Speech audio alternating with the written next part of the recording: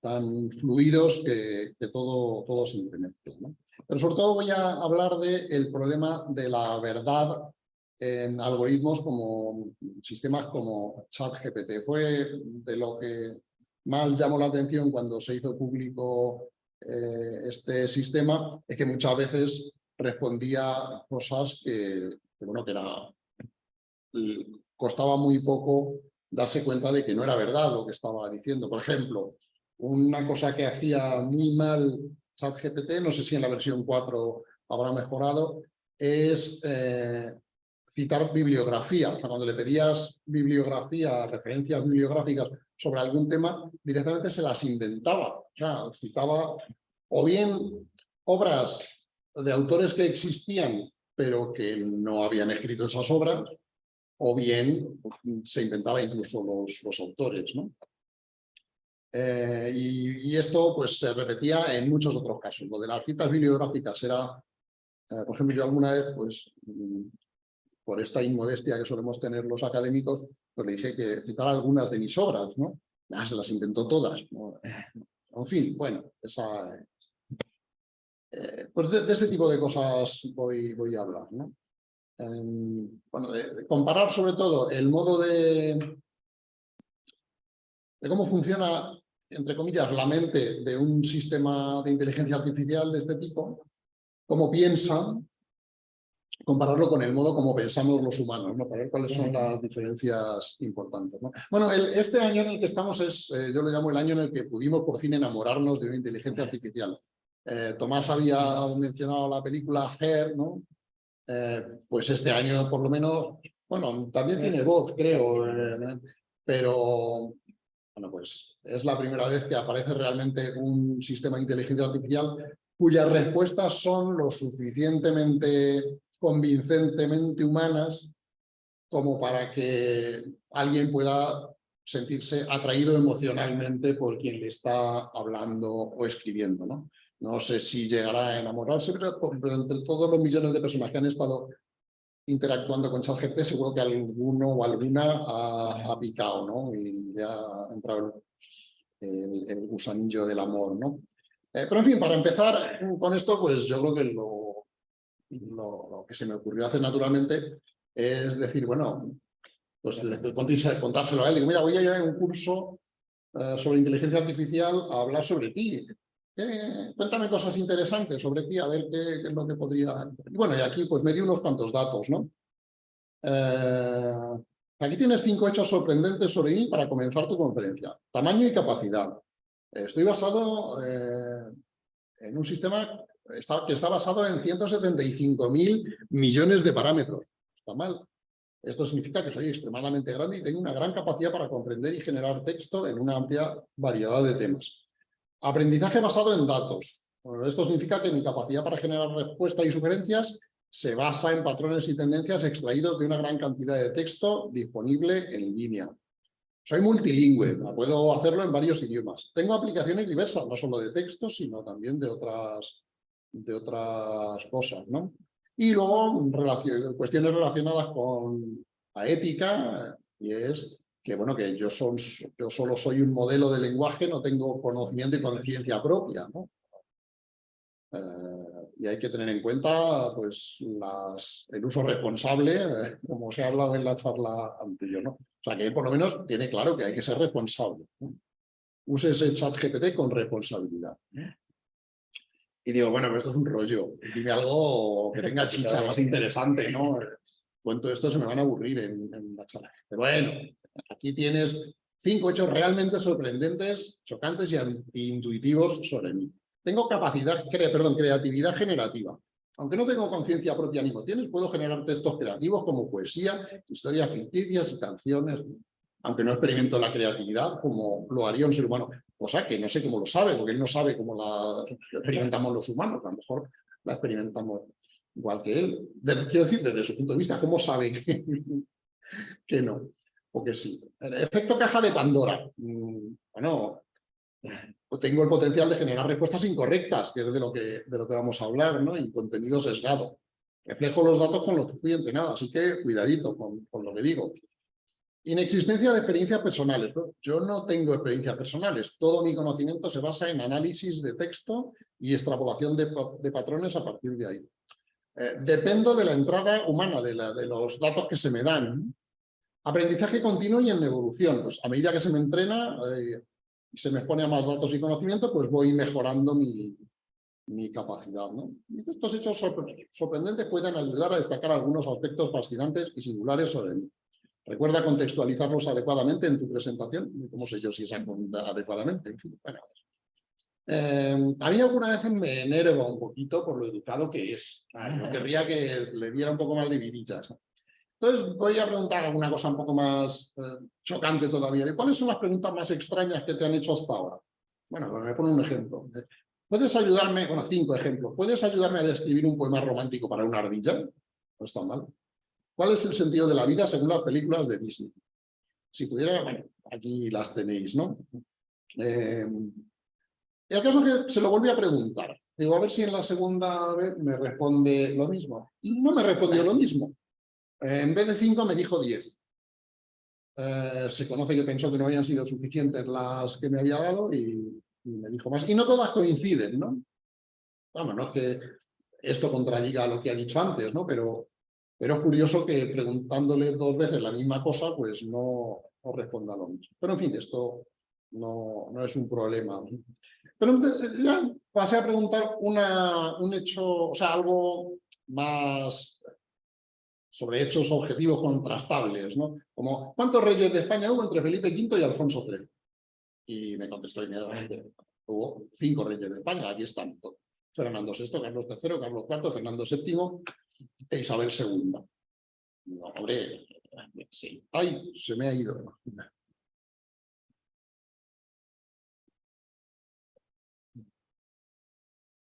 Pues no sé si ahora se estará viendo. Sí, yo creo que sí estás compartiendo. Bueno, a ver. Bueno, pues todos estos se los ha saltado. Luis I, que bueno, es un error que puede cometer un humano también fácilmente, porque no es que es verdad que está entre Felipe V y Alfonso XIII, pero está dentro del reinado de Felipe V, ¿no? Luis I, supongo que todos sabéis quién fue el hijo de Felipe V. A ver, sí, gracias. El hijo de Felipe V. Felipe V abdicó en 1724. El año que viene se cumplen los 300 años del reinado de Luis I. Y abdicó en su hijo primogénito, Luis, que tenía 17 años entonces. Esto fue en enero o febrero del 24, 1724. Pero cogió la viruela, me parece, el pobre Luis en agosto y la palmó. Y entonces reinó nada más que 8 meses aproximadamente, con lo cual ha sido el rey de España que menos daño ha hecho en toda la historia, lo cual pues es un mérito importante. Bueno, falta José I, Bonaparte, Amadeo de Saboya y el que yo creo que es más obvio que no debería olvidarse de alguien que supiera mínimamente de historia de España, que es Alfonso XII. O sea, pasa directamente de Isabel II a Alfonso XIII. Pero bueno, se ha olvidado estos reyes y entonces me dijo, habían sido 5. Digo, ¿cómo que 5? Pero te falta alguno. ¡Ay, perdón! Fueron 6. Fernando VI, Carlos III, Carlos IV, Fernando VII, Isabel II, Amadeo I y Alfonso XIII. Bueno, me añade Alfonso XII. Alfonso XIII. Bueno, pero me has dicho 7. ¿Cómo que 6? Aclárate. O sea, ¿son 6 o son 7? O son 8, como pone en la lista. Lamento el error y agradezco tu, pero esto es de lo que me enerva. O sea, no seas tan amable, copón. Estaré encantado de ayudarte. Pues para no tener emociones, no estarás tan encantado. O sea, si no tienes emociones, ni estás encantado, ni dejar de estar. En fin. Y le digo, ¿cómo que 6? Ay, no, perdón, 5. Entonces vuelve a la lista anterior. Fernando VI, Carlos III, Carlos IV. En la anterior había añadido a Alfonso XII y Amadeo, me parece. Y le digo, no. Me ha vuelto a decir la lista del principio. No, es verdad, perdón, fueron 8. Y ahora añade uno, pero le digo que sigue faltando otro. Y dice, ay, sí, perdón, son 9, pero me sigue diciendo los mismos 8 que me ha dicho antes. Entonces, que ya le digo, perdón. Bueno, eso se lo digo al final, digo, bueno, a ver, te doy una pista. ¿Quién era rey de España en 1810? Y después de darle esta respuesta, ya sí dio, o sea, esta pista, ya sí dio la lista correcta, ¿no? Introduciendo a José I. Pero el caso es que en esta respuesta que aparece aquí, te doy la lista completa y corregida. O sea, me dice que se ha dado cuenta del error, dice, te doy la lista completa y corregida, pero es la misma lista que había dado aquí, no la ha corregido, sigue siendo la misma. Con lo cual, da naturalmente la impresión de que no está entendiendo absolutamente nada de lo que está diciendo, porque son unos fallos muy obvios. O sea, ¿cómo me dice que son 6 si son 7?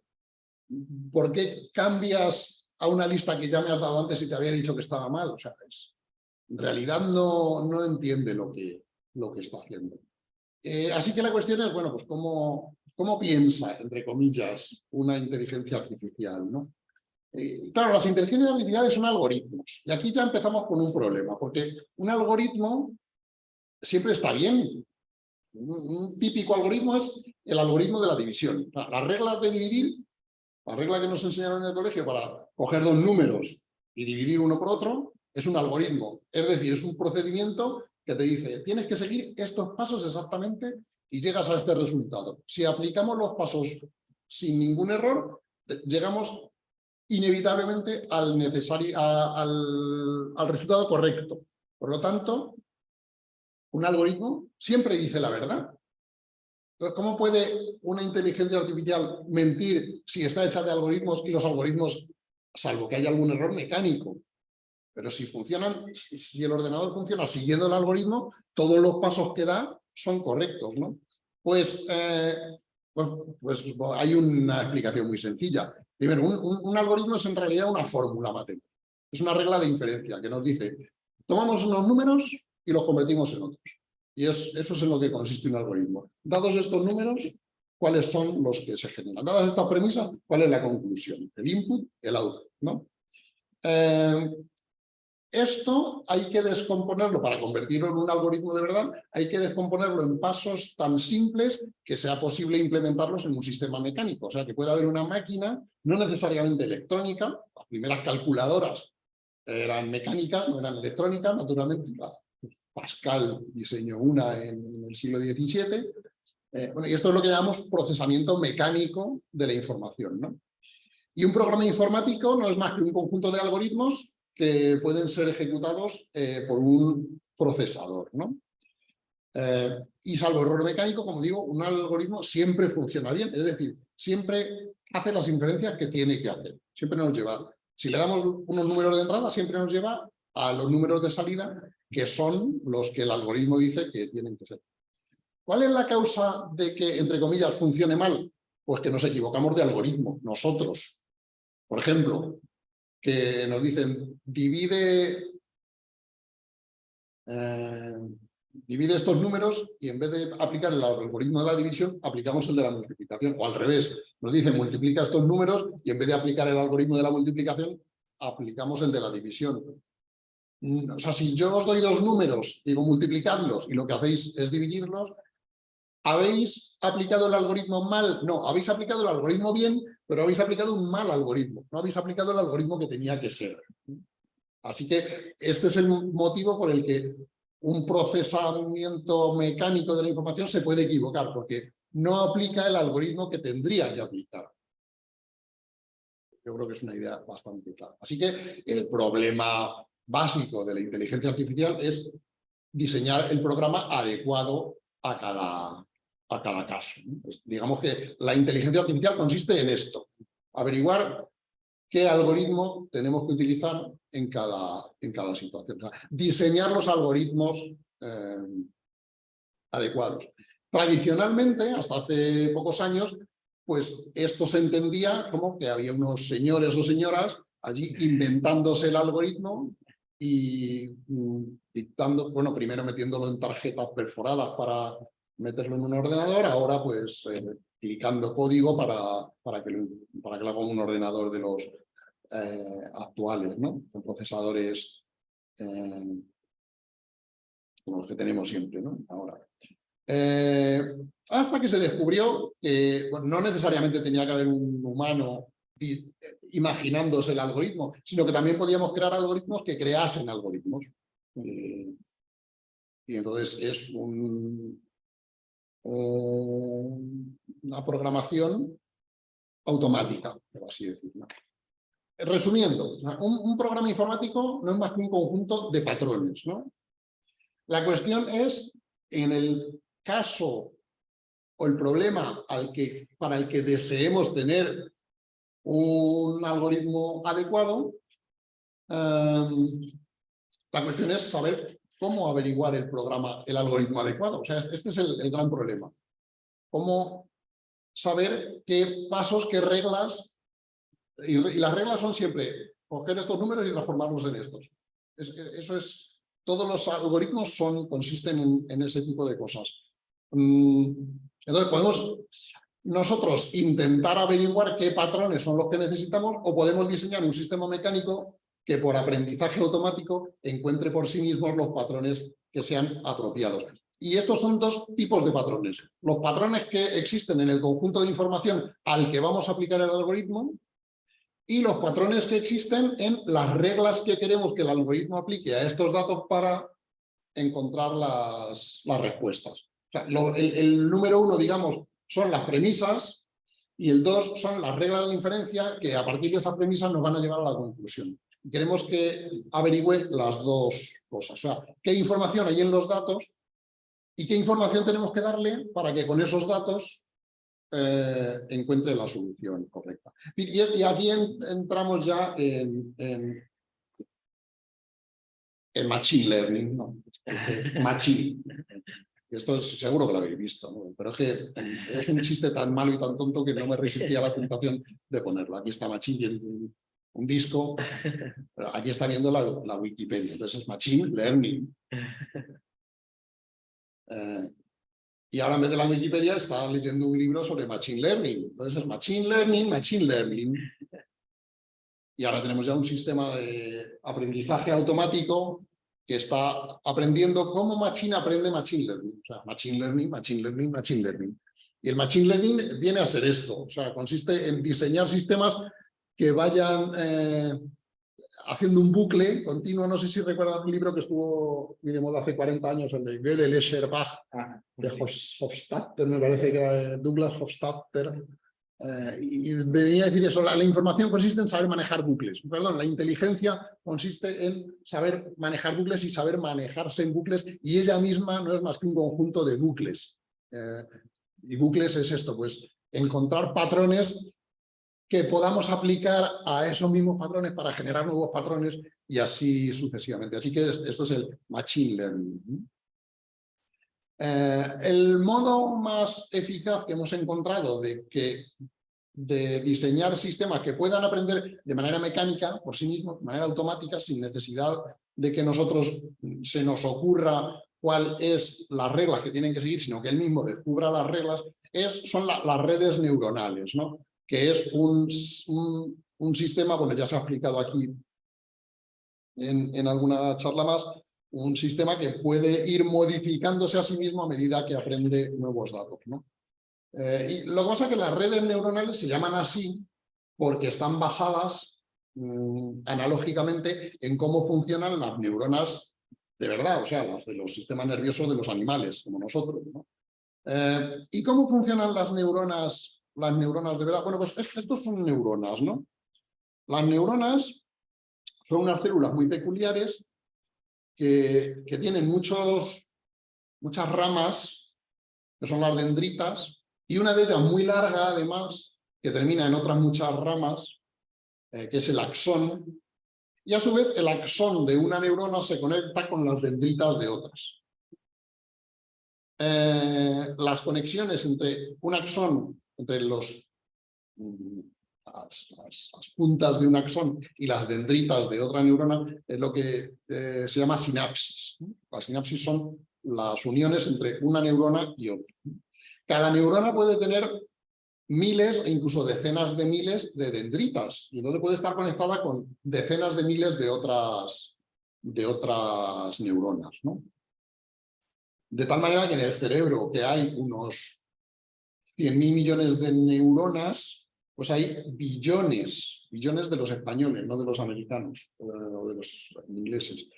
Millones, si no trillones, de sinapsis en nuestro cerebro, ¿no?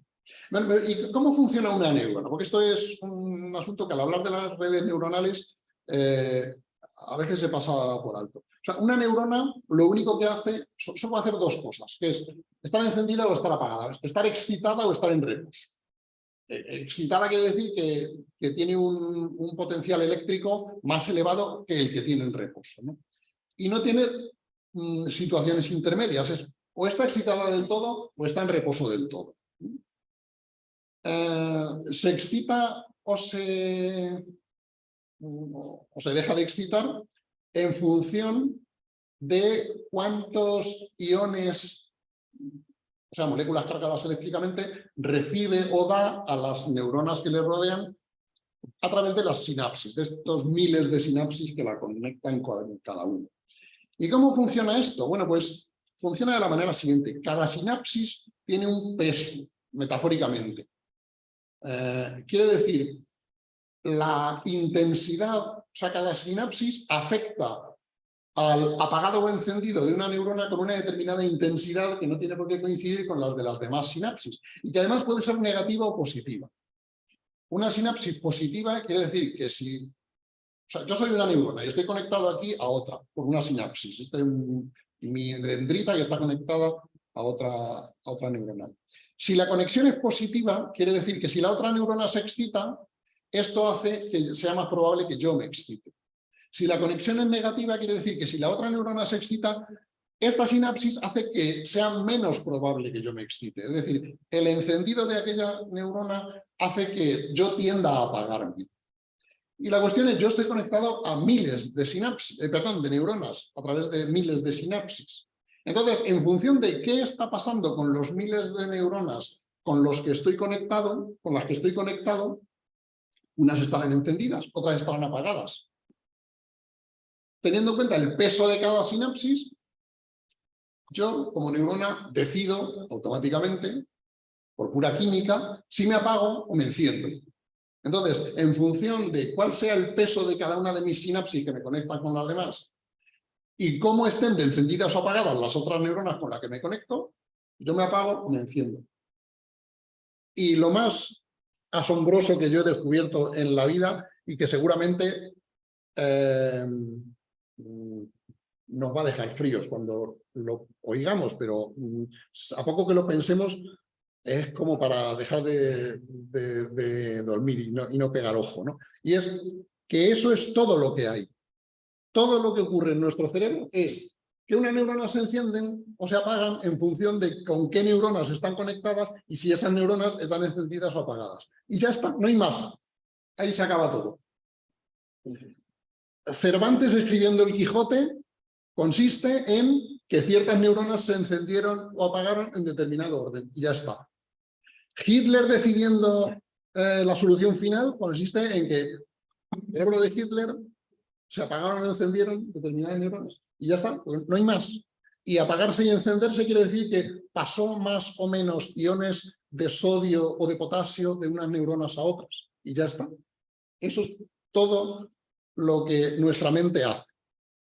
Que unas neuronas se apaguen o se enciendan. Que se enciendan quiere decir que tienen más carga eléctrica de repente que la de reposo, ¿no? Y las neuronas, lo que Ramón y Cajal llamaba las mariposas del alma, pues se apagan y se encienden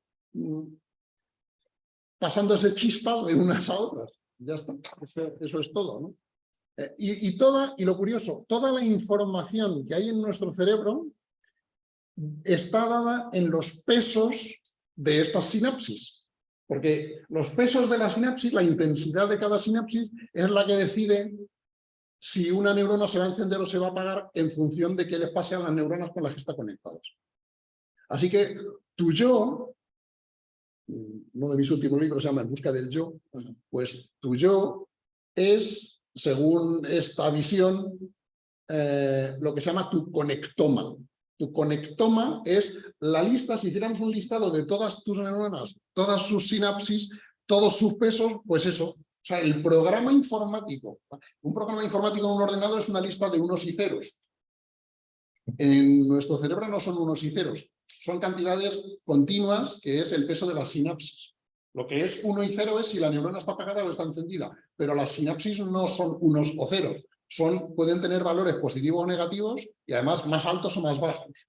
Pues la lista de... O sea, lo que necesitaría alguien para poder reproducir tu mente, por así decir, no solo tu mente consciente, porque de lo que somos conscientes de lo que pasa en nuestro cerebro es de una pequeñísima parte. La mayor parte de lo que está pasando en nuestro cerebro no nos damos cuenta. Pero si incluimos todos los procesos inconscientes en nuestra mente, pues toda tu mente consiste en esta lista de qué peso tiene cada sinapsis, qué neuronas están conectadas con qué, con cuáles y cuál es el peso de cada sinapsis que las conecta. Eso es tu yo. O sea, alguien que, un científico loco del futuro que quisiera reproducir tu mente, lo único que tendría que hacer es coger unos cuantos miles de millones de neuronas, conectarlas como están conectadas las tuyas y darles a cada sinapsis el peso que tiene tu sinapsis. Y eso es.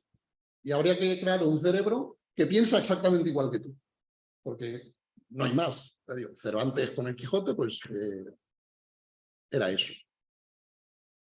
Pero las neuronas no están conectadas físicamente. Bueno, En cambio, los chips sí que tiene que haber una conexión. No, claro que están conectadas físicamente. Por una cosa que se llaman canales de sodio, que son las sinapsis. O sea, las sinapsis, quiero decir, hay un huequecito entre... Bueno, sí, pero o sea, hay un huequecito de unas pocas millonésimas de milímetros, pero bueno, no están conectadas, pero es como cuando si yo la llamo usted por el móvil, estamos conectando, claro, o sea, es eso, o sea, no están tocándose físicamente, hay un pequeño hueco, pero los chips también, o sea, porque los átomos, ningún átomo se toca con otro átomo. La distancia entre un átomo y el vecino, por muy comprimida que esté, por muy sólido que sea, la distancia entre un átomo y el siguiente es muchísimo más grande que el tamaño del átomo, con lo cual, en realidad, nada se toca con nada. Y ahí mi desconocimiento. La comunicación siempre sería tridimensional. No sería unilateral en ese sentido. Bueno, es tridimensional. O sea, es la principal diferencia, que luego voy a mencionarlo, la principal diferencia con un sistema, un ordenador normal, es que, bueno, esto lo iba a decir después, ¿no? Pero las neuronas de las redes neuronales artificiales no son chips materiales que hemos construido como si fueran una neurona. Son neuronas virtuales, no existen. Tienen la misma existencia que un coche en el juego de Grand Theft Auto. El coche que sale en el juego no existe. Es simplemente un avatar, por así decir, ¿no? Pues las neuronas de las redes neuronales artificiales también son virtuales, no existen. O sea, lo que hace el programa es un programa que construye unas fórmulas que representan neuronas. Pero en una red neuronal artificial, informática, no existen neuronas. No existen chips con forma de neurona. Existen chips iguales que los de todos los ordenadores que están representando una red neuronal. O sea, la red neuronal artificial es una red neuronal representada, no implementada físicamente. Está implementada físicamente por los chips normales que están conectados y funcionan en serie, como en un ordenador, un procesador normal. En serie quiere decir que realizan un cálculo cada vez. O sea, solo hacen estas inferencias que hacen los algoritmos de una premisa o una conclusión, pues un paso cada vez. Nuestras neuronas no. Nuestras neuronas, primero, en el ordenador, las neuronas en el ordenador que está implementando una red neuronal, las neuronas son virtuales y lo que está haciendo el cálculo es el procesador, que no es una neurona, es un procesador como los de otro ordenador, lo que pasa es que es mucho más potente y muchos procesadores seguramente a la vez. Pero las neuronas nuestras sí están, cada una de ellas, realizando el cálculo de si tiene que encenderse o tiene que apagarse. O sea, una neurona de nuestro cerebro no está conectada a un procesador que está calculando si tiene que apagarse o encenderse, que es lo que ocurre con las redes neuronales artificiales, sino que ella misma decide si se apaga o se enciende en función de la electricidad que le está llegando a través de las sinapsis. Y esto es tridimensional en el sentido de que una neurona está conectada a muchas otras. No es simplemente una cadena, sino que está conectada con miles de otras neuronas a la vez, ¿no? Que sea tridimensional, podría tener una representación bidimensional, pero lo importante es la cantidad de neuronas con la que está conectada, ¿no? Pero bueno, algunas diferencias importantes algunas características importantes de las redes neuronales. La cuestión es que nuestro cerebro aprende siguiendo una regla que descubrieron, no recuerdo cómo se llamaba un neurólogo en los años 40 del siglo pasado, que es que neuronas que suelen encenderse a la vez tienden a conectarse. Y cuanto más coincide sus conexiones, más intensa es la sinapsis con la que se conectan.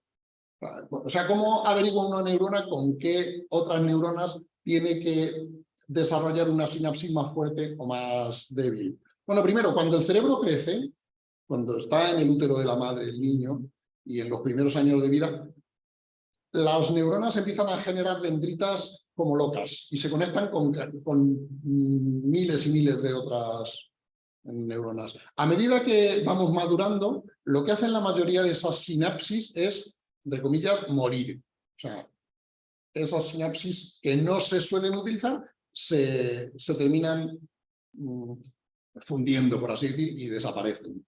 Y entonces un cerebro de una persona de 30 años tiene muchísimas menos conexiones entre sus neuronas que el de un niño de 2 o 3 años.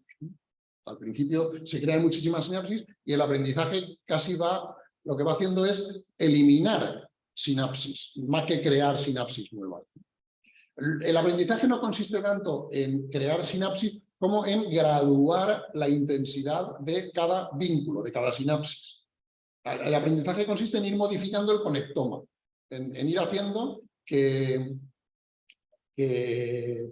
unas sinapsis sean más intensas y otras menos intensas. Y siguiendo esta regla que mencionaba antes, que si dos neuronas suelen encenderse a la vez, que no depende solo de lo que hagan cada una de ellas, sino depende de lo que hagan los miles de otras neuronas con las que están conectadas. Si dos neuronas que están conectadas por una sinapsis suelen encenderse a la vez, pues esas sinapsis tienden a hacerse más intensas. Si dos neuronas tienden a estimularse en momentos distintos, sus sinapsis tienden a tener un peso negativo. Y modificar eso es en lo que consiste el aprendizaje. Yo, por ejemplo, cuando tenía 40 años, más o menos, me dio por intentar aprender a tocar el piano, que era la ilusión de mi vida. Y era consciente de que aprender a tocar el piano consistía en repetir un montón de veces ciertos movimientos, porque esas repeticiones lo que hacen es estimular que se produzcan ciertas sinapsis en el cerebro o que se debiliten otras sinapsis para que ese proceso sea cada vez más eficiente. Y al principio requieres tener que pensar cada movimiento explícitamente, pues ahora es este dedo aquí y a la vez este dedo aquí, y claro, vas muy despacito, ¿no? Según vas aprendiendo, decían que cada vez lo ibas a hacer más rápido. Yo no llegué a ese... O sea, yo tenía siempre que estar pensando, porque ya tenía una edad en la que tenía demasiadas sinapsis recortadas y entonces pues no... Un niño lo aprende mucho más fácilmente, ¿no? Así que el aprendizaje consiste en que la información que nos llega a través de los sentidos, básicamente, que son nuestros sentidos, lo que son neuronas. La retina, pues son unas neuronas que reciben luz y y al excitarse transmiten esa excitación a las neuronas correspondientes del cerebro. Las terminaciones nerviosas de la piel, pues igual, son neuronas, el olfato, pues, todos son neuronas. Pues esa información va llegando a nuestro cerebro y va haciendo modificarse la intensidad de las conexiones de nuestras sinapsis, y en eso es en lo que consiste el aprendizaje.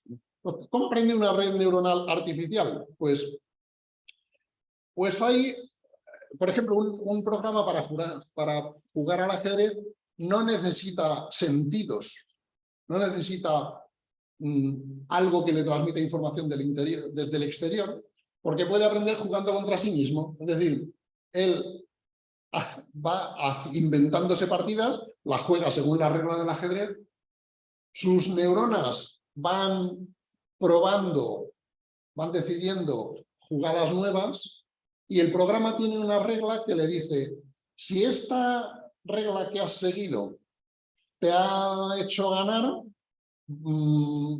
aumenta el peso de tal conexión. Si te ha hecho perder, disminuye el peso de tal conexión. Y esto lo hace miles de millones de veces, incluso billones de veces, y entonces aprende a jugar al ajedrez mejor que ningún jugador humano. Y es capaz de ganar a los mejores jugadores humanos, ¿no? ¿Por qué? Porque podemos enseñarle simplemente haciéndole jugar contra sí mismo, y el AlphaGo pues también hacía lo mismo, jugaba infinidad de veces con infinidad, ¿no? Pero millones y millones o billones de veces, porque claro, en jugar una partida una partida entera tardaba una milésima de segundo, entonces podía jugar millones y millones de partidas. Cada partida le iba diciendo qué estrategias habían funcionado mejor o peor. Esto le hacía modificar su conectoma, ¿no?, que es el algoritmo que le dice cómo tiene que jugar, y al final ha desarrollado un programa mucho mejor que el que tiene en su cabeza cualquier jugador humano, ¿no? En cambio, conducir un programa para conducir un vehículo autónomo, no podemos ponerle a competir contra sí mismo. Necesitamos ponerlo en la carretera y que reciba información de verdad del mundo. O sea, podemos, por ejemplo, a coches no autónomos podemos ponerles unos sensores, unas cámaras, y esa información trasladársela a un coche. Pero aún así, para decidir qué hacer, qué no hacer, pues es necesario sacar a los coches autónomos a un entorno físicamente real. Y claro, ¿cuál es el problema? Que un vehículo autónomo no podemos hacerle correr millones de veces, ni miles de millones de veces, porque claro, cada vez la gasolina simplemente, pues además se estropearía antes de... Así que claro, en el caso de un vehículo autónomo no podemos darle tanta información como al programa del ajedrez, ¿no? ¿Y qué pasa con los sistemas como ChatGPT? ¿Cómo aprenden? ¿Como el programa del ajedrez o como el vehículo autónomo? Bueno, pues es una cosa intermedia, porque los datos, o sea, sí que requiere datos, no podemos dejarle que aprenda él solo jugando contra sí mismo o algo así. Necesita información que venga del exterior, pero ese exterior no es la realidad física, sino que son textos, millones de textos que hay en la web. O sea, los datos con los que se ha alimentado estos grandes modelos de lenguaje son programas a los que se les ha programado, valga la redundancia, para hacer una cosa, y es: si yo te doy un trocito de texto, predice la palabra que va a venir a continuación. Esto es lo que hace, o sea, es el autocompletar, que tiene todos nuestros procesadores que llevamos en el móvil, pero llevado a la enésima potencia, ¿no? O sea, lo que hace ChatGPT, bueno, los programas informáticos mediante los que funciona, es predecir la siguiente palabra en un texto. ¿Y cómo se les ha entrenado? Pues se les ha permitido acceder a millones de textos de la web, partidos en trocitos además. Quiero decir, a veces el texto entero, a veces un trocito, y les hemos dicho: bueno, pues toma este texto, ¿qué palabra crees que viene después? Y él al principio pues da una palabra al tuntún. ¿Que no coincide? Pues tienes que modificar algo. ¿Que sí coincide? O incluso que es relativamente parecida a la que es verdad que en el texto del que la ha sacado venía a continuación. Pues refuerza tus conexiones, tus sinapsis, porque vas por el buen camino, ¿no? Y haciendo esto con millones de fragmentos de texto y con y con textos, ya digo, a veces fragmentos pequeños, a veces fragmentos más largos, pues ha aprendido muy bien a predecir la siguiente palabra. Esto lo que pasa es que fue una sorpresa mayúscula. O sea, esto no era algo que, seguro que era algo que deseaban los programadores, pero no era algo que supieran que iba a pasar, porque resultó que un sistema diseñado para jugar al juego de predecir la siguiente palabra terminó aprendiendo, cuando se le alimentó con millones y millones de textos procedentes de la web, aprendió dos cosas que llevábamos los filósofos diciéndoles a los informáticos y ni de coña van a aprender los ordenadores a hacer esto. Primero es a producir lenguaje natural, o sea, producir un texto que parece totalmente creado por un humano.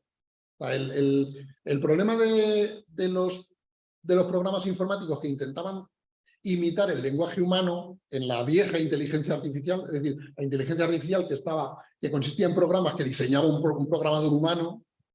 ¿Qué hacía el programador humano? Pues dice, a ver, ¿cuáles son las reglas de la gramática? Entonces, yo me escribo un código de miles y miles de páginas que intenta capturar todas las reglas de la gramática y se las doy y programo un ordenador con esto. Y no funcionaba.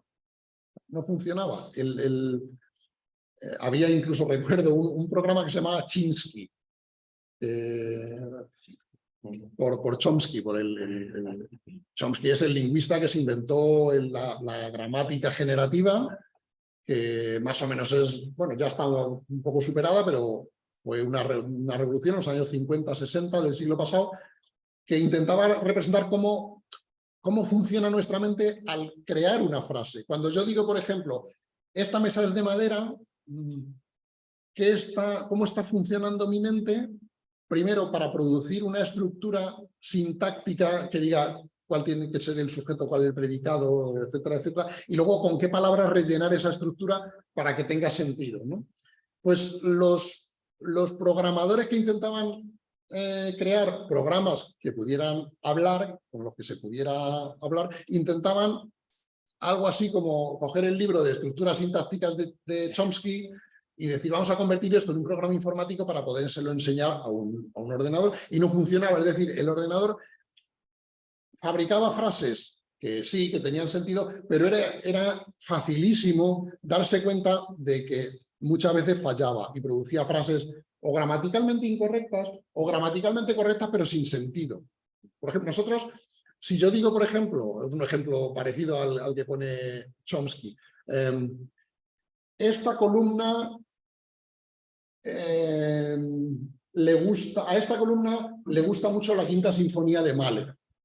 Gramaticalmente es correcto, pero todos sabemos que eso es absurdo, ¿no? Pues estos programas de inteligencia artificial primitiva, digamos, a pesar de que tenían aparentemente un código que representaba muy fielmente la gramática humana, no conseguían crear un lenguaje que diera la apariencia de ser humano. En cambio, estos sistemas como ChatGPT, de repente llega un momento en el que se ponen a producir un texto que parece lenguaje natural, a base de ser alimentados con millones y millones de textos y simplemente habiéndoles programado para jugar al juego de predecir la siguiente palabra, ¿no? O sea, lo que están haciendo es generar, a partir de la pregunta que nosotros hacemos, generar un texto que con la información que ellos han obtenido a partir de los millones de textos con los que se han examinado, sería plausible que fuera la continuación de un texto cuyo comienzo fuese la pregunta que les hemos hecho.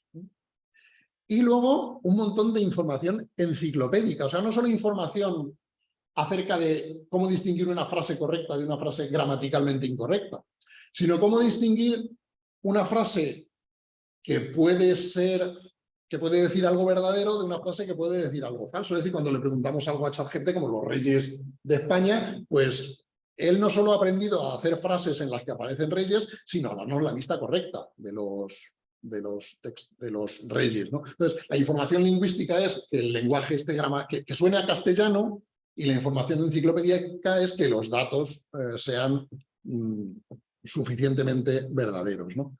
Bueno, la mejor introducción que he leído a estos temas es un libro de Stephen Wolfram, que ha salido este año, de qué es ChatGPT y cómo funciona, ¿no? Y a estos tipos de información, las leyes, o sea, la información lingüística y la información enciclopédica lo llama Wolfram las leyes del movimiento semánticas, un poco en analogía a las leyes de Newton. Digamos, las leyes de Newton lo que te dicen es, dada la posición y la masa de una partícula, en un momento o de las partículas de un sistema en un momento determinado, calcular la posición que van a tener en el momento siguiente, ¿no? Pues estas leyes del movimiento semánticas lo que hacen es, dado un texto, ¿perdón? El mando de la tele. El mando de la tele, el mando de la tele. El mando de la tele. Ah, ya, para que se va a apagar. ¿Y qué hay que hacer con él? ¿Dar cualquier botón? Ah, gracias, gracias. Bueno, pues estas leyes consisten,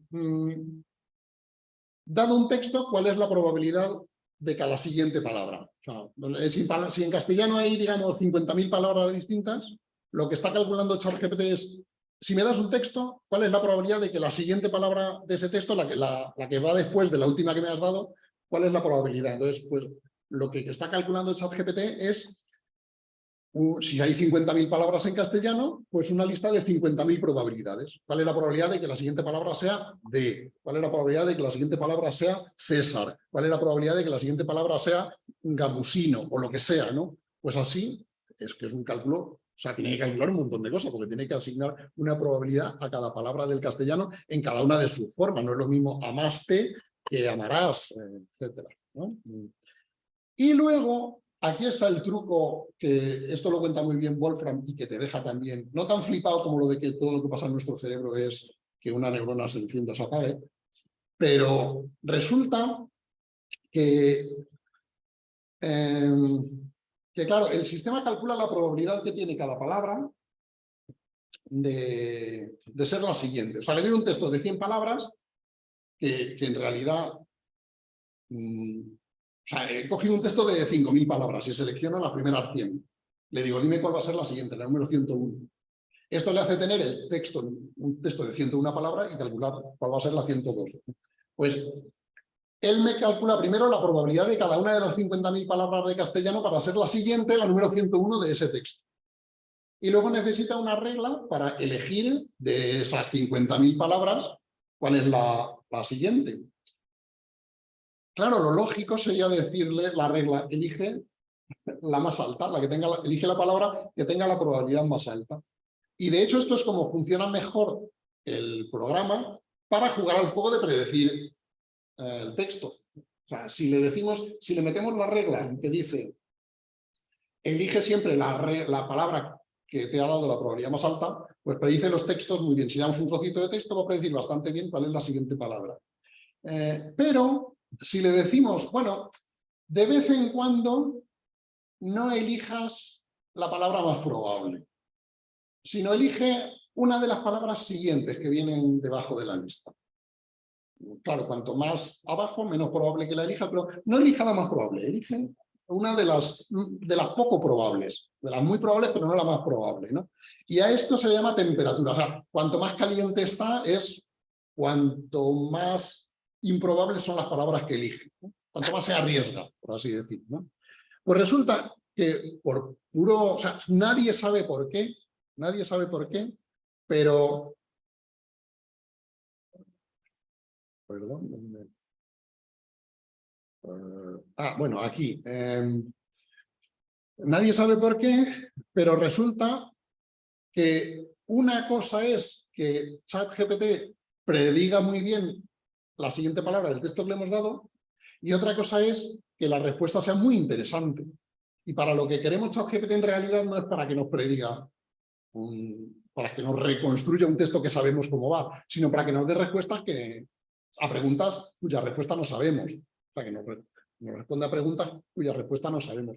Y cuando ChatGPT da respuestas más interesantes, con una mejor combinación de creatividad y exactitud, podríamos decir, es si le programamos para que tenga una temperatura del 80%. Es decir, que que el 80% de las veces se elija la palabra más probable, pero un 20% de las veces se elija una palabra de las que no son tan probables, ¿no? Es decir, que elija un poco al azar.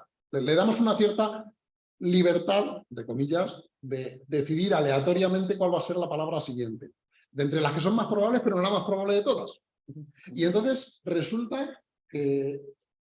O sea, es como, claro, yo me imagino este informático al que echaron, no sé si fue de Google o de OpenAI, porque había dicho, no, es que, o sea, estamos ante un sujeto consciente, que está pensando, que sabe lo que está diciendo.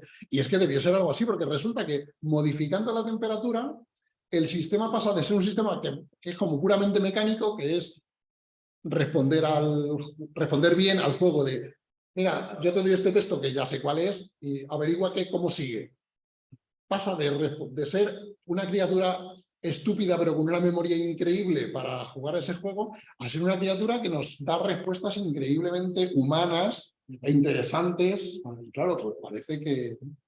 Y nadie sabe por qué, o sea, no hay ninguna teoría física ni matemática detrás que nadie conozca de por qué esta temperatura del 80% es la que proporciona las respuestas más interesantes, ni de dónde sale esta creatividad, ni de qué narices. O sea, nadie sabe por qué. Esto, Wolfram lo explica muy bien diciendo que esto no es ciencia, esto es un arte.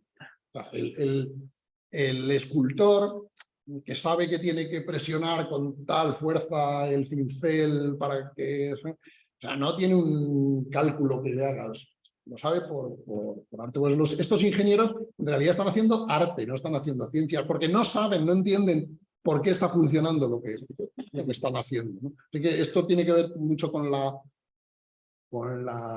explicabilidad y demás. Pues esto nadie sabe explicarlo, ¿no? No sé si... Bueno, además o sea, nadie puede entrar a ver qué es lo que está pasando ahí en esa red neuronal, porque son 175.000 millones de parámetros que son los equivalentes a nuestras sinapsis. Y esto es ChatGPT 3.5, ChatGPT 4 ya tiene más de 1 billón o 10 billones de sinapsis, o el equivalente a sinapsis, ¿no? Y muchas capas de neuronas. O sea, las capas de neuronas quiere decir que no es que una neurona de la entrada esté conectada con una de la salida, sino que las de la entrada están conectadas con otra capa, a su vez está con una segunda capa, está con otra tercera capa, y cuantas más capas hay, más complejo es el programa que se puede generar, ¿no? Curiosamente, una diferencia importante entre cómo aprende ChatGPT a hablar y a decir lo que tiene que decir y cómo aprendemos nosotros, es que a nosotros no nos han tenido que alimentar con los millones y con los miles de millones de textos que hay en la web para que aprendamos a hablar. O sea, un niño aprende a hablar muy bien habiendo hablado con él unos cuantos miles de veces. No necesita millones de veces, millones de interacciones lingüísticas. ChatGPT necesita miles de millones. Entonces, algo tiene que haber en nuestro cerebro que no tiene ChatGPT para que con tan poquísima información aprendamos a hablar, mientras que ChatGPT... pero bueno, la cuestión es, no sé cuánto... Vamos, van a ser las 8. Ah, bueno. Todavía me queda, pero en fin, iré más rápido. La cuestión es, a pesar de esta magia, digamos, que hace que ChatGPT, a pesar de haber sido entrenado solo para predecir la siguiente palabra en un texto, resulte que sea capaz de hablar casi como una persona. Bueno, ya comentaba ayer, escribe mejor que la mayoría de... que no me oigan mis estudiantes. En fin, no he dicho nada. Bueno, esto lo he comentado, las diferencias entre humanos y ordenadores, que los humanos necesitan solo unos pocos miles de interacciones y no billones, y que en los ordenadores las sinapsis son virtuales y están en realidad generadas como una representación por procesadores, mientras que en los ordenadores, en los cerebros humanos y animales, la propia neurona es a la vez el procesador, la unidad de memoria y lo que contiene el programa. En fin, aquí para empezar a hablar de las diferencias más entre humanos y animales, pues aquí tenemos al señor Heidegger, ¿no? Él decía, Die Wissenschaft denkt nicht, o sea, la ciencia no piensa, pero podemos decir que Heidegger diría, künstliche Intelligenz, o sea, la inteligencia artificial denkt nicht, o sea, la inteligencia artificial no piensa. Heidegger lo que quería decir con esto, allá por los años 30, 40 del siglo pasado, es que la ciencia no reflexiona sobre el ser, ni sobre la nada, que es más interesante incluso que el ser para Heidegger. Sino que la ciencia pues, va a sus cosas, no va, se queda, por así decir, en la superficie, no va a los fundamentos, ¿no? En realidad son los filósofos, no los filósofos, él, porque la mayoría de los filósofos tampoco piensan, según Heidegger, ¿no? Pero aquí yo voy a usar pensar en un sentido no tan profundo, sino pensar en el sentido cotidiano. O sea, cuando decimos, ¿qué estás pensando? Pues, ¿cómo piensas que podemos arreglar este problema? Pues, o sea, ¿qué carajo hacemos cuando pensamos? O sea, cuando decimos, estoy pensando no sé qué, pues no estás haciendo nada, estás ahí quieto. ¿Qué estás haciendo realmente cuando dices, estoy pensando que me voy a ir a la playa? O sea, ¿qué es? ¿Qué estás haciendo? ¿Qué tiene que estar haciendo tu cerebro para que a eso que esté haciendo le podamos legítimamente llamar que fulano está pensando irse a la playa? ¿En qué consiste pensar, no? Y luego la cuestión, claro, es si en ese sentido, en el que decimos que está pensando un humano, ChatGPT está pensando, ¿no? Porque no estoy hablando de si es consciente o no, porque de hecho la mayor parte de las cosas que pensamos, las pensamos inconscientemente. Sabemos que pensamos un montón de cosas, pero que no las estamos pensando en ese momento, ¿no? Bueno. Pero para hacerlo, como lo de pensar a lo mejor es un poco complicado de investigar científicamente, o aunque incluso ni siquiera filosóficamente, vamos a hablar de algo más concreto, que es hablar. En vez de pensar, hablar. Que al fin y al cabo, ¿en qué consiste hablar? Pues hablar consiste en emitir sonidos por la boca. Eso es bueno, el lenguaje de signos pues son otro tipo de movimientos, el lenguaje escrito pues son manchas de tinta, etc. Pero vamos a pensar en hablar, ¿no? La cuestión es, si yo digo esto es una mesa de madera, ¿qué tiene que pasar para que esa ristra de sonidos, o mejor dicho, pronunciar esa ristra de sonidos, consista en hacer la afirmación de que esta mesa es de madera?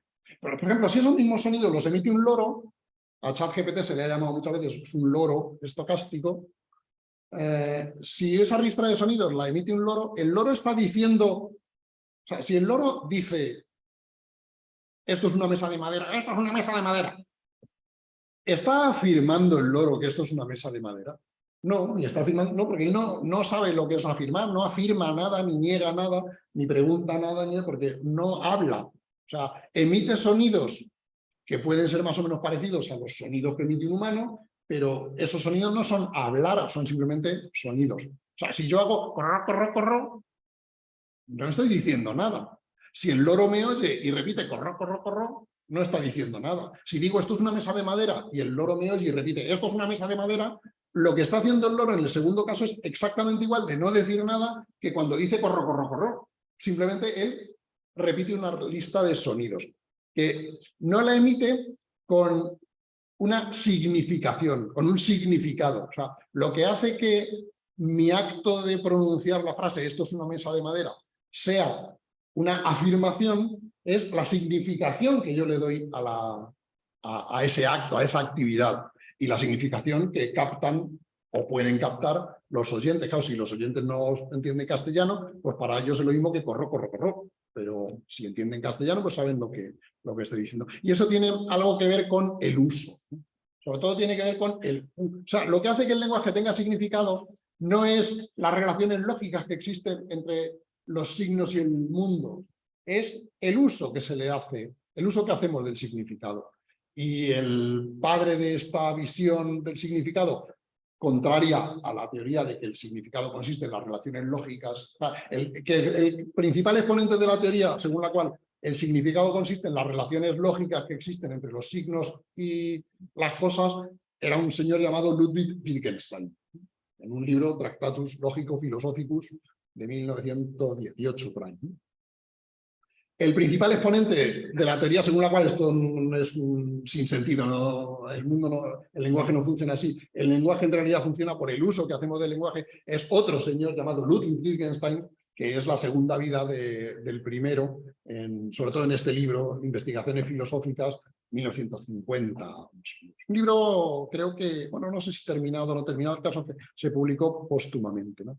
Y algunos autores que desarrollaron en los años 50, 60 esta teoría, sobre todo el del centro, John Austin, que aquí está en una foto como espía, en la Segunda Guerra Mundial fue espía, es el 007 de la filosofía analítica, un libro fantástico que se llama Cómo hacer cosas con palabras. O sea, el lenguaje no consiste en unas listas de símbolos organizados mediante cierta lógica. No consiste principalmente en eso. Consiste en una herramienta para hacer cosas.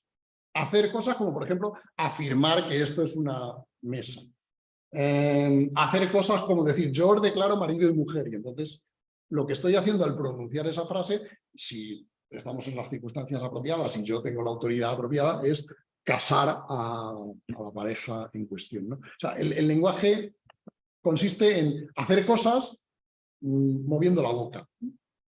Y esto fue lo que se desarrolló luego a partir de los años 60, el libro de Austin es de los años 50, la teoría de los actos de habla, speech acts, uno de cuyos principales representantes fue Searle. Pero a mí la versión que más me gusta es la de esta especie de Papá Noel que aparece aquí, que es mi filósofo favorito, por lo menos de los filósofos vivos, Robert Brandom.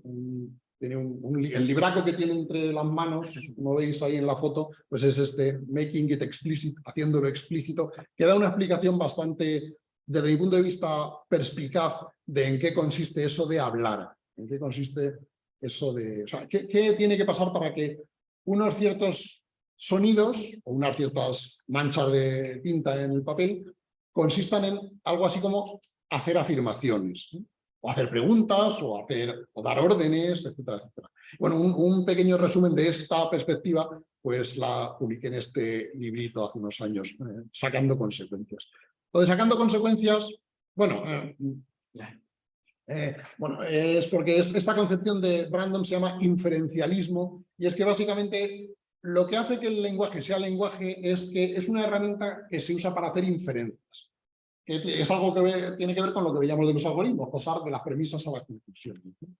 Por ejemplo, ¿qué hace que si yo digo este curso está siendo muy interesante, qué es lo que hace que eso sea una afirmación? Si lo hago yo y no como si lo hace un loro. O si a lo mejor me despierto de repente, y no sé casi ni lo que digo, lo digo inconscientemente, yo, este curso está siendo muy interesante, ¿no? ¿He dicho algo? ¿No he dicho nada? ¿En qué consiste que mi actividad física haya sido algo que tenga la significación social, cultural, moral de hacer una afirmación, ¿no? Y lo que dice el inferencialismo es que esa pieza de lenguaje tiene que poder convertirse en algo de lo que puedan darse razones o pedir razones. Es decir, lo que hace que estemos hablando y pensando, es que estamos continuamente jugando a un juego que el maestro de Brandon, un filósofo llamado Wilfrid Sellars, en los años 60 y 70, llamó el juego de dar y pedir razones. O sea, ser una persona, o sea, ser un sujeto racional en sentido griego clásico, tener logos, o sea, es tener capacidad de lenguaje, ser alguien capaz de hablar. Ser alguien que habla es ser un individuo capaz de jugar al juego de dar y pedir razones. Es decir, que cuando oyes algo, eres capaz de preguntar ¿por qué? Si yo digo, este curso está siendo muy interesante, pues yo lo que he hecho ha sido decir algo. Si es posible para vosotros, preguntarme por qué lo digo, y yo soy capaz de contestar a esa respuesta de manera más, no necesariamente convincente, pero por lo menos de manera razonable, ¿no? Es decir, algo es una afirmación solo si puede funcionar como premisa o conclusión en un argumento. Lo cual es una idea curiosa. O sea, la división tradicional del lenguaje era algo así como, primero tenemos conceptos, palabras, las unimos y hacemos frases, y luego unimos frases y hacemos argumentos, explicaciones, razonamientos, etcétera, etcétera. Esta versión le da la vuelta. Primero viene el razonamiento. O sea, si no eres capaz de hacer un razonamiento, lo que estás haciendo no es hablar.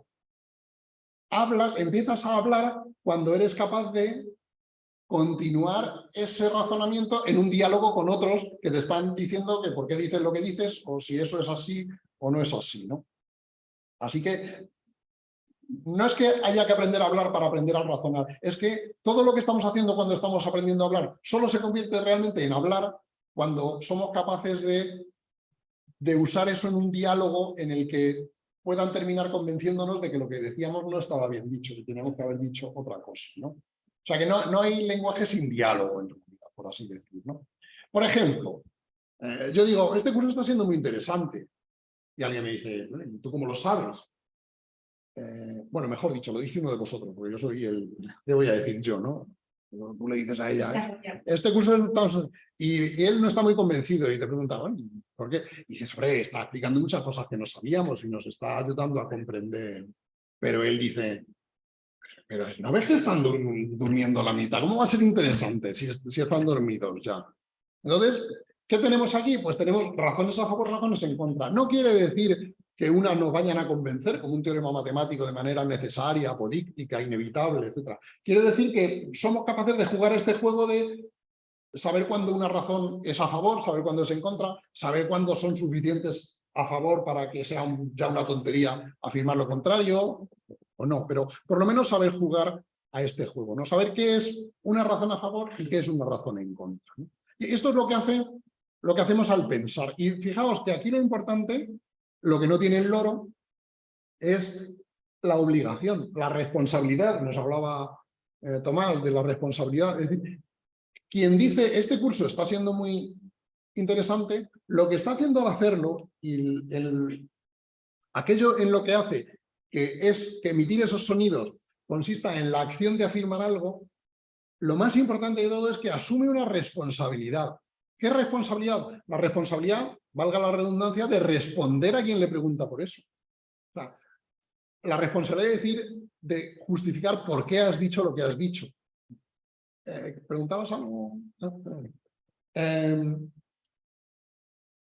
Así que no se puede hablar si no entiendes que al hablar asumes una responsabilidad, que es la de que los demás primero te puedan preguntar y tengas que justificar lo que has dicho, o que si los demás actúan en función de la información que les has transmitido y resulta que esa información era errónea, o porque te has equivocado, o porque les has engañado, pues también asumes ahí una responsabilidad. Así que no hay pensamiento en el sentido de estar pensando tal cosa o estar diciendo tal cosa, si no somos capaces de jugar al juego de dar y pedir razones, que en el fondo es el juego de ser responsables de lo que estamos diciendo, ¿no?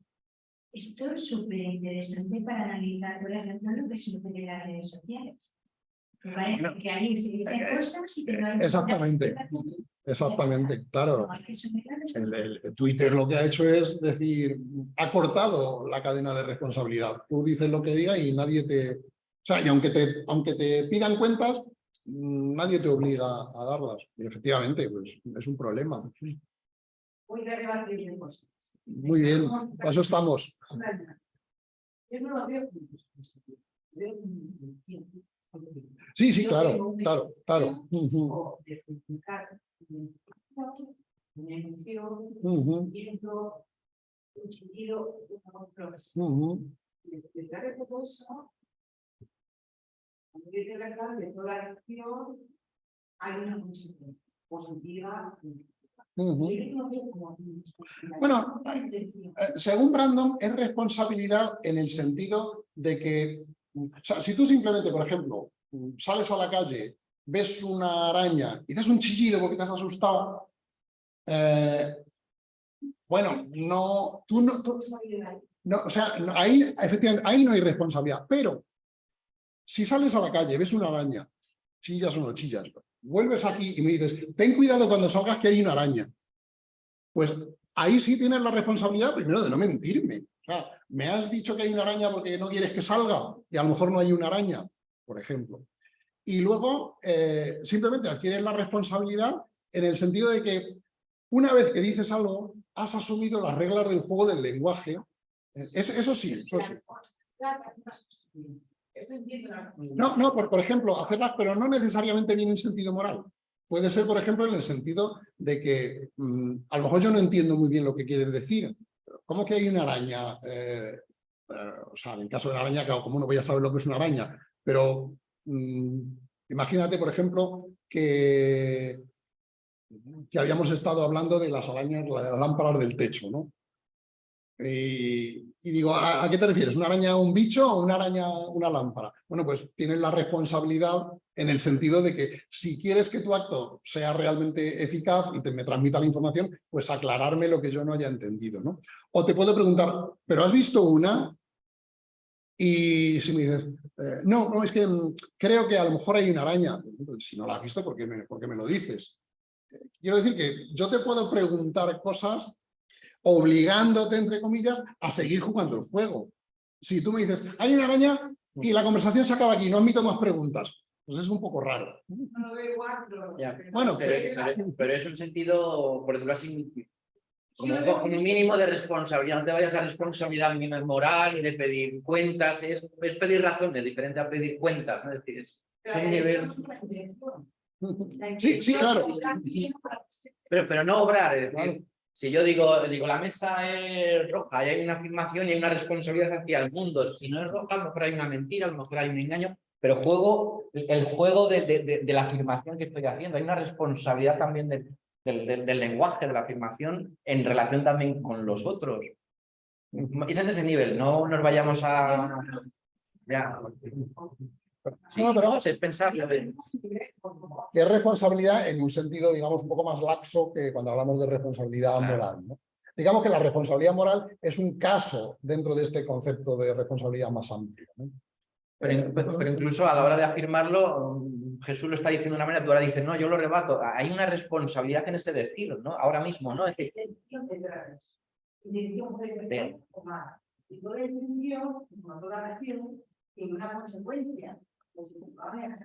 No, pero imagínate que no hay una araña y tú me quieres engañar.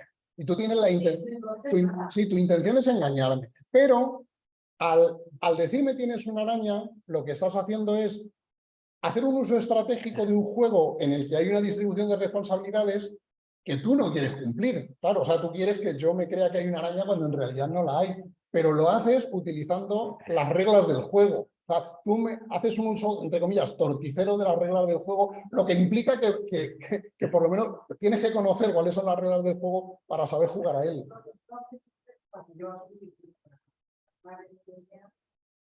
Que la responsabilidad no se la dice como la acción de obrar el bien. No. De hecho, o sea,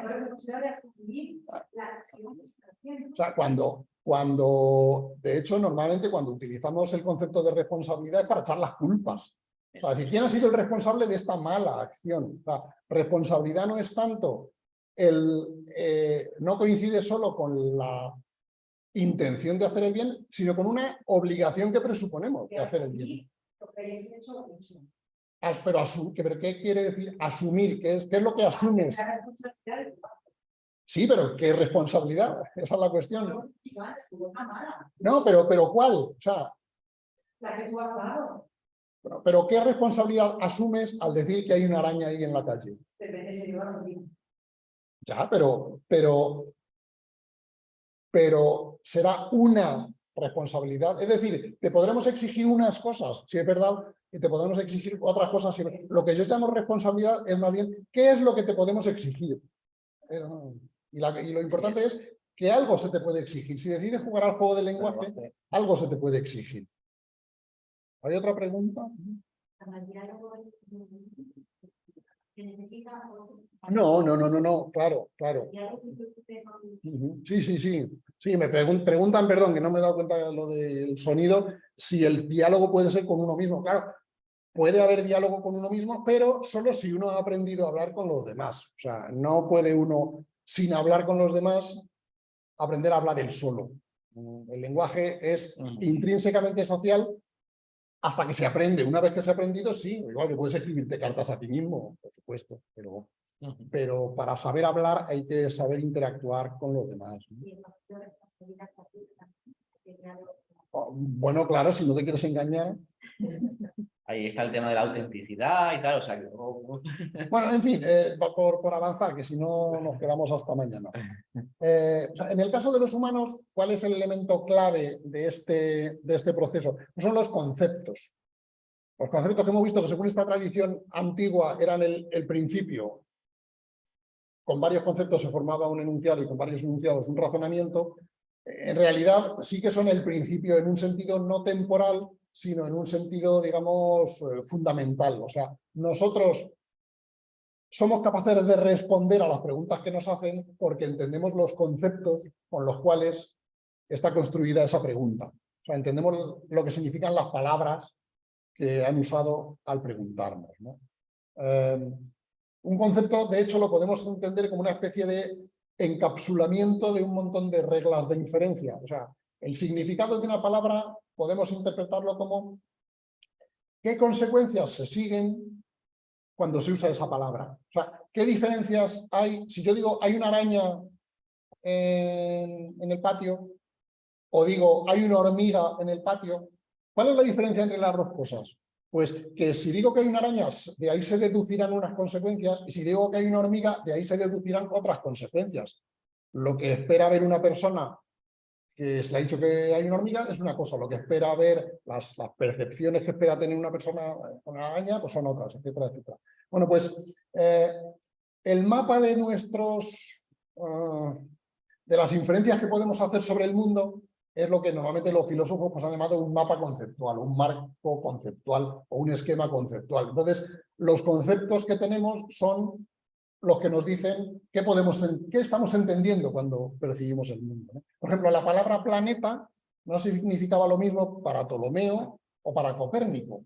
Para los astrónomos o para la gente, en realidad. Antes de Copérnico, planeta era una estrella errante. Eso es lo que significaba planeta. Era un planeta es adjetivo. El sustantivo que se suponía era estrella. Planeta significaba vagabundo. Era una estrella vagabunda, una estrella que en vez de estar siempre en el mismo sitio, iba girando por ahí y se movía de maneras raras, ¿no? La frase para Ptolomeo, la frase la Tierra es un planeta, es una contradicción en los términos, porque la Tierra no es una estrella. Para ser un planeta había que ser una estrella vagabunda. La Tierra no es una estrella, por lo tanto la Tierra no puede ser un planeta. En cambio, Copérnico dice, sí, la Tierra es un planeta. Porque para Copérnico planeta significa un cuerpo que gira alrededor del Sol.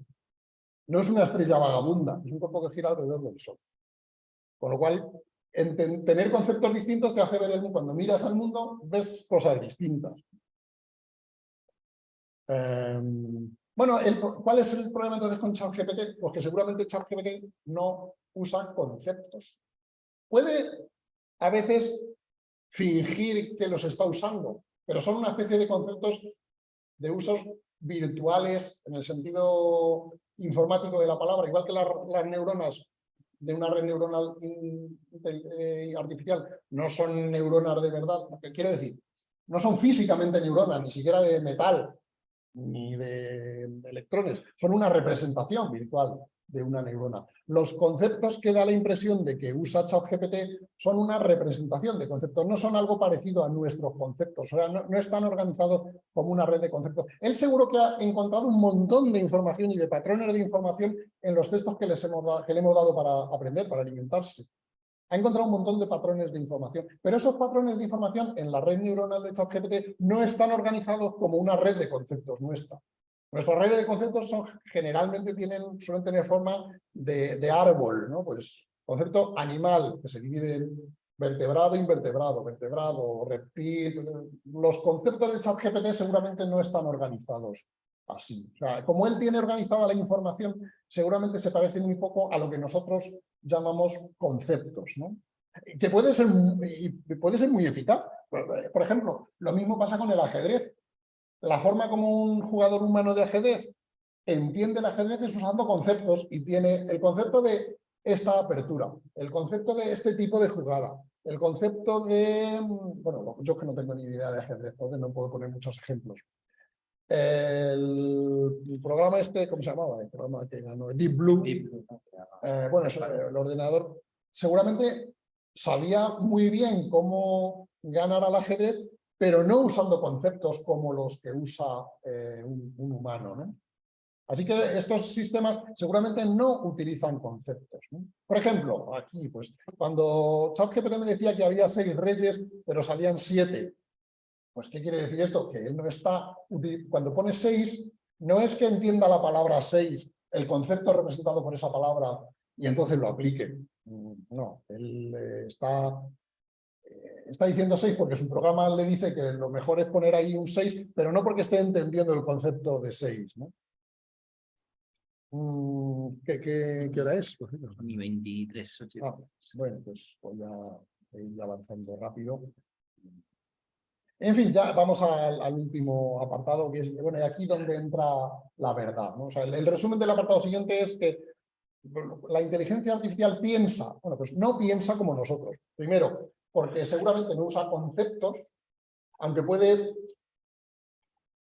crear una representación parecida en algunos casos. A lo mejor podemos forzarle a respondernos algunas preguntas de tal forma que sus respuestas parezcan que son explicaciones de conceptos, pero en realidad para generar sus respuestas no está utilizando conceptos como nosotros nos da la impresión que los estamos utilizando. Y a saber, porque a lo mejor si nos ponemos a escarbar en nuestras neuronas tampoco vemos los conceptos por ningún lado. O sea, los conceptos posiblemente sean más un elemento. Claro, es que he dicho que en una red neuronal artificial no hay neuronas. Las neuronas son una representación virtual, imaginaria, ficticia, no en el sentido de que no sea verdad, sino en el sentido de que es simplemente un avatar, como los coches que salen en un programa de coches, ¿no? En la pantalla. Pues a lo mejor los conceptos en nuestro caso pasa igual, porque en la sinapsis tampoco hay conceptos. Las sinapsis, son neuronitas enganchadas con las de al lado. A cierto nivel de complejidad nos resulta útil pensar que estamos pensando mediante conceptos, pero a lo mejor esto también es una representación un poco ilusoria de la forma como realmente nosotros pensamos, y en el fondo a lo mejor pensamos de manera más parecida a cómo piensa la inteligencia. O sea, a saber. En fin, bueno, esto es una noticia que salió el otro día, que ChatGPT miente mejor que los humanos, lo cual es normal, porque escribe mejor que la mayoría de los humanos, y cuanto más sentido aparentemente tenga el texto que estás escribiendo, más fácil es que se lo crean. Pero la cuestión es por qué ChatGPT genera tantos enunciados falsos. Bueno, pues no es solo porque no entienda lo que está diciendo. Hay unas razones más de fondo que pueden ser más fáciles de corregir. Bueno, ¿por qué la verdad, por qué sabemos cuál es la verdad? De hecho, aunque los filósofos solemos presumir de decir, vamos a descubrir la verdad, la gente no sabe la verdad. No, o sea, la mayor parte de las cosas que quiere la gente son verdad. O sea, es verdad que ahora estamos en Palma de Mallorca, es verdad que somos 7 personas aquí, es verdad que hace un calor tremendo fuera. Creemos un montón de cosas. Lo normal es que creamos la verdad. Lo normal es que las cosas que creamos sean verdad. A veces nos equivocamos, a veces mentimos, pero suele ser tan pocas veces, como decía Paloma en la charla de esta mañana, que lo normal es la verdad y lo infrecuente son las equivocaciones y los engaños, ¿no? Y gracias a que lo normal es la verdad, pueden existir engaños, porque si la mayor parte de las cosas que decimos no fueran verdad, nadie se molestaría en engañar. Pero en fin, ¿de dónde viene esta relación tan íntima que tenemos los humanos con la verdad? Pues viene primero de la experiencia. O sea que, al contrario que ChatGPT, nuestros organismos están diseñados de tal manera que cuando hay una cosa delante de nosotros, si se dan las circunstancias ambientales apropiadas, pues la vemos sin ningún problema. O la oímos, o la tocamos, o la olemos. Es decir, tenemos unos sensores que nos ponen en contacto de manera bastante fiable con la realidad. Y esto es algo que llamamos la experiencia, ¿no? Y tenemos un mecanismo neurológico que nos hace estar muy seguros de lo que... Citábamos esta mañana la frase esa de los hermanos Marx, pero que esto lo estoy viendo con mis propios ojos. ¿A quién va a creer usted? ¿A mí o sus propios ojos? Pues esto hace gracia porque, claro, a lo que más podemos creer normalmente es a nuestros propios ojos. Si lo vemos, instintivamente tendemos a creer que es verdad, y con buenas razones, o sea, porque por eso nuestros ojos han evolucionado, porque nos suelen transmitir la información de lo que hay realmente delante de nosotros. Si nuestros antepasados, sus ojos no les hubieran transmitido información fiable, pues no habrían llegado a ser nuestros antepasados, porque no habrían tenido descendencia. Luego, el éxito en el sentido del éxito predictivo. Ya no se trata de nuestras percepciones, sino de nuestros razonamientos. O sea, cuando a partir de la información que tenemos hacemos un razonamiento para intentar predecir qué es lo que va a ocurrir, por ejemplo, si predecimos en qué dirección tenemos que ir para ir a un sitio o a otro, pues que lleguemos al sitio que queremos, pues es que hemos hecho la inferencia correcta, ¿no? Así que el éxito de nuestras predicciones también es una fuente por donde entra la verdad. No solo la verdad, la importancia de la verdad en nuestro pensamiento, ¿no? Y luego, por último, la inconsistencia. Es decir, tenemos una sensibilidad muy elevada, o sea, tenemos una gran capacidad de notar cuando una cosa es inconsistente con otra. O sea, si me están contando algo, somos bastante eficaces a la hora de notar si una cosa de las que nos han contado no encaja con otra, de la que nos han contado o de la que sabemos en otro momento. Entonces, detectamos inconsistencias y rápidamente decimos, no, pues eso no es verdad, o lo que yo creía no era verdad, pero algo falla, ¿no? Entonces, cuando notamos que algo falla, se pone en marcha un mecanismo nos ponemos nerviosos y queremos resolver esta inconsistencia de alguna manera, ¿no? En cambio, el ChatGPT, la inconsistencia le trae al pairo. O sea, cuando dice, hay estos 6, mira, 1, 2, 3, 4, 5, 6 y 7. Eso es inconsistente, o sea, me ha dicho que 6, y me ha dicho que son 6, pero me ha dicho 7. Él no se da cuenta de que hay una inconsistencia. Ni le importa. Éxito, pues, o sea, él hace predicciones, claro, las predicciones con las que se le ha enseñado, pues, tiene una regla para decir cuándo es un éxito, cuándo no, pero bueno, esto quizá es lo que más parecido tiene a la fuente de verdad que funcione, pero experiencia no tiene. Lo único que tiene es que le hemos alimentado con textos, pero son textos que de por sí él no tiene forma de saber si son verdaderos o son falsos. Y ni se los cree ni se los deja de creer. O sea, seguro que se ha alimentado con textos que dicen una cosa y con textos que dicen lo contrario. Y él es absolutamente agnóstico sobre cuál de los dos es el que dice la verdad. A él solo le importan esos textos, no porque sea verdad lo que dice, sino por cómo eficaces son para permitirle predecir lo que va a venir en otros textos, ¿no? Bueno, ya digo, entonces estos modelos de lenguaje no poseen, bueno, la segunda quizá algo más sí, aunque es un fracaso y éxito relativo porque se refiere solo a su propio proceso de aprendizaje, no al uso que se le da una vez que está funcionando.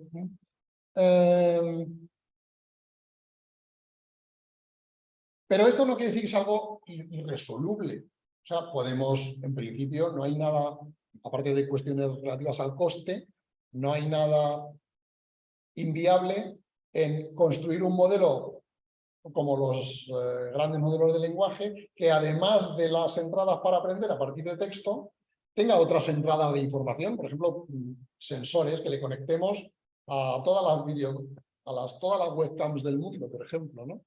Y entonces, pues, más o menos sea capaz de distinguir cuándo hay una cosa en un sitio y cuándo hay una cosa en otra. Y luego también le podemos programar para que detecte inconsistencias. No están programados para hacer eso, pero en principio no hay motivos para pensar que no podrían, ¿no? Entonces, si una si un razonamiento de los que hace le hace pensar que en tal sitio tendría que estar lloviendo, pero ve la webcam de ese sitio y resulta que hace sol, pues aquí falla algo, entonces tiene que corregir. O sea, en principio, la inteligencia artificial podría evolucionar para ser tan sensible a la cuestión de la verdad como somos nosotros, con lo cual quizá los grandes modelos de lenguaje dentro de pocos años pues ya no cometan estos errores de bulto como el de los reyes de España, ¿no? La cuestión es, como digo, que esto tiene un coste mucho más alto, porque alimentar a estos modelos con textos existentes es muy barato, porque simplemente consiste en que tengan acceso a Internet, que vayan cogiendo textos y se vayan entrenando con ellos. Como nos explicaba el primer ponente, esto en realidad no es tan directo, sino que hay unos humanos generalmente en países del tercer mundo pagados, a los que les pagan una miseria para que hagan el trabajo de curar o editar un poco los textos y decir, bueno, este sí, este no, este tiene muchas palabrotas, no lo vamos a meter, en este se hace discriminación, este es demasiado complicado, hay mucho slang, o sea, mucha jerga, lo que sea, ¿no? Eso por un lado. Por otro lado, para las aplicaciones que realmente interesan para que nos dé información verdadera sobre el mundo, pues está el mismo problema que para los coches autónomos, que esa información es muy costosa. No se trata solo de meterle textos, sino de crear sistemas que interactúen físicamente con el entorno. Y con un entorno de verdad, un entorno real, no pueden interactuar millones y millones de veces. Con lo cual, pues el coste de que capturen esta información pues es bastante elevado. ¿Cuál sería el ideal? Ayer hablábamos de los agentes o asistentes virtuales, ¿no? Yo a mí me recordaba el Barbero de Sevilla, el área de Fígaro, es sono il factotum de la città, soy el factotum de la ciudad, soy el que lo hace todo. Eso es lo que queremos un factotum. Lo que queremos es, idealmente, tener un esclavo. Un esclavo, como los romanos eran listos, esclavos, y además, ¿cuál era el buen esclavo para un noble romano? El filósofo griego. Lo más de lo más entre los patricios de la antigua Roma era tener como esclavo a un filósofo griego que era, claro, el filósofo griego vivía mucho mejor como esclavo de un ricachón romano que explicando retórica a 4 griegos de su aldea, que eran mucho más pobres, ¿no? Y entonces, pues él le consultaba todo y, bueno, no solo tenía un esclavo, tenía varios. Y entonces, pues eso, queremos tener un agente al que le digo, oye, sácame un billete de tren para ir a no sé dónde, sáqueme unas entradas, hazme la compra en Mercadona, donde sea, que se me ha quedado el frigorífico y no me preguntes qué quiero que me compre, porque ya tendrías que saber lo que quiero que me compres. Arréglame esta persiana que se me ha estropeado. Oye, tengo aquí un Michelin, a ver qué hago yo. Adelgázame, o sea, no es. ¿Qué tengo yo que hacer para no pesar tanto? Pues, o sea, no me hagas que lo haga yo. Yo, como esto lo vi en una serie hace poco, o sea, sí. No, en una entrevista. Cuando voy al mecánico y dice, el coche está estropeado, pues arréglalo. O sea, no voy yo a estar moviendo el coche para que lo arregles tú. Pues si yo voy al médico, quiero que me arregle el médico a mí, no ponerme a hacer yo pesas o algo así, o sufrir con una dieta. O sea, arréglame. Pues eso, para eso queremos la inteligencia artificial. Si tan inteligente eres, demuéstralo y dame una pastilla, crea una pastilla que me resuelva el problema sin hacer ningún esfuerzo. O sea, para esto queremos un factotum, alguien que haga todo lo que siempre. Queremos el genio de Aladino. El genio de Aladino es un factotum. Le podemos pedir lo que sea y nos lo hace. Le preguntamos lo que sea y nos lo responde. Hasta ahora hemos hecho el genio que nos da 3 deseos nada más. Ya con el tercero se nos va. Pero en fin, ¿llegará la inteligencia artificial a crear estos factotum? Pues bueno, el ChatGPT demuestra que estamos un pasito más adelante que hace un año. Así que a ver qué cerca estamos dentro de 20 años. Pero bueno, este es el ideal. Y yo pues soy relativamente optimista. O sea, lo que pasa es que para el factotum quizá resulte que no todo sea posible. O sea, el factotum va a hacer todo lo posible.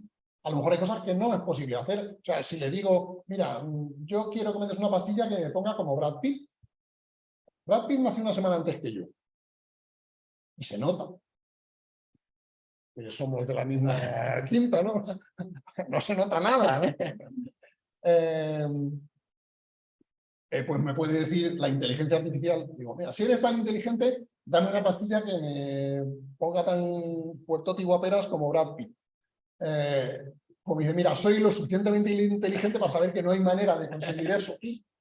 Puede ser la respuesta que me dé. O sea, que quizá no todo es posible, pero a lo mejor llegamos en un siglo a conseguir una inteligencia artificial que consiga todo lo posible. Que a lo mejor no es mucho, pero es mucho más que ahora, pero no, perdón, que posiblemente sea mucho, aunque no será todo lo que soñamos, ¿no? Pero bueno, no estará mal. Bueno, pues esto es todo. Muchas gracias. Muchas gracias.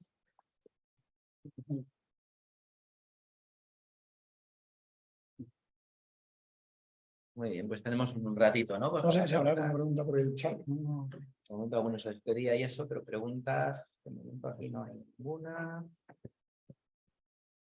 Podéis aprovechar todas las preguntas que tengáis del curso, las hacemos ahora al editor, por ejemplo. Se las preguntamos a ChatGPT un momento. Eso es. ¿Alguna cuestión de todo esto que nos ha comentado?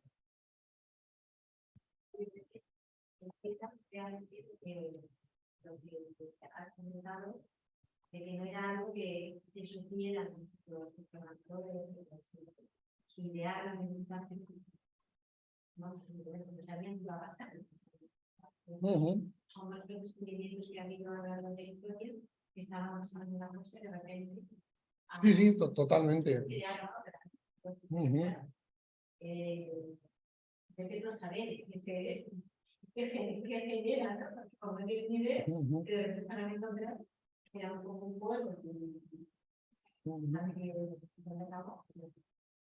siga evolucionando en algún Totalmente. Bueno, preguntan por lo sorprendente que es esto de que los propios investigadores que estaban creando ChatGPT no sabían qué era lo que iba a pasar y sobre todo no saben cómo funciona y no saben por qué funciona, ¿no? Pero esto en realidad ha sido, o sea, tenemos quizá un poco la idea mitificada de que el progreso tecnológico consiste en que los científicos descubren las leyes de la naturaleza y los inventores o tecnólogos las aplican a la realidad. Y no, casi más bien es al revés. Muchas veces alguien descubre que se puede hacer algo y no tiene ni idea de por qué funciona, y luego llegan los científicos y averiguan por qué funciona, pero la mayoría no sé, pero muchísimos grandes descubrimientos muy importantes se han hecho por casualidad. No se sabía por qué funcionaban. Y claro, tampoco se sabe hacia dónde va a ir el progreso, pero eso ha sido así siempre. O sea, nadie sabía hacia dónde iba a ir. Cuando Faraday a principios del siglo XIX estaba haciendo sus famosos experimentos sobre el electromagnetismo, le preguntaron, ¿y esto para qué sirve? Y dijo, no tengo ni la menor idea. O sea, ahora mismo no se me ocurre nada que pudiera, para lo que esto tuviera utilidad. Solo tengo una cosa clara. Y es que dentro de unos años, su majestad, la reina o el rey que esté, habrá encontrado alguna manera de cobrar impuestos gracias a esto. Eso, pues con esto igual. O sea, no tenemos ni idea de hacia dónde va a ir el progreso tecnológico, pero seguro que alguien es capaz de cobrar impuestos por ello. Bueno, yo, por ejemplo, lo que decías con respecto a lo del factotum, yo el problema que veo a lo mejor es un problema ético, ¿no? Es decir, bueno, el problema en el sentido de, bueno, que sea ese factotum, que sean para todos, ¿no? Bueno, claro. Que dices, bueno, y luego también, en relación también con la ética, cuando hablas, por ejemplo, de lo que es el coste tal, es decir, el coste también, el coste ecológico, es decir, que cuando uno le hace unas preguntitas una pequeña conversación con el ChatGPT, el consumo de agua es impresionante. Si no es simplemente ya eso, si ya empezamos a sumar, por ejemplo, la cantidad de agua que se consume en un día para poder mantener el ChatGPT al nivel que hacemos nosotros, si además hubiese que alimentarlo de imágenes, cámaras, tal, lo que necesitaríamos sería a nivel energético, a nivel ecológico, impresionante. De hecho, ya por eso Microsoft están que sí, pues llevando sus grandes ordenadores, sus grandes sistemas, sus nubes, que las nubes no están por ahí, son físicos y hay que enfriarlas. Están por eso llevándolas bajo el agua, tal, en el mar, y como lo hacemos, tiene que ser por agua, tal. Es decir, pues vamos, veo ahí, vamos, un problema, Sí, no, o sea, no tanto hecho, tal, de hecho, que sea para todo, es decir, que esto no sea... puede ocurrir, esto es un argumento que yo he usado algunas veces para discutir la idea de Bostrom de la singularidad, ¿no? Según Bostrom, esta superinteligencia va a llegar porque cuando haya una inteligencia artificial tan inteligente que sea capaz de diseñar una inteligencia artificial más inteligente que ella, que a su vez desarrolle una, y entonces pues resulta que tú dejas encendido el ordenador por la noche cuando te vas a dormir y por la mañana, claro, ha creado una inteligencia millones de veces superior a la... Se han creado millones de generaciones de inteligencia, cada una más superior a la anterior, y ya se han hecho con el control del mundo. Claro, el problema que yo le veo a esto es que no tiene en cuenta el hardware. No tiene en cuenta que al fin y al cabo esos programas tienen que correr en ordenadores que están consumiendo energía y que requieren un montón de materiales para construirlos, que son materiales finitos, que no hay una oferta ilimitada de ellos. Con lo cual, posiblemente yo sospecho que el límite de la inteligencia artificial no estemos muchas décadas detrás de conseguirlo, simplemente porque no haya energía suficiente para mantenerlo. O sea,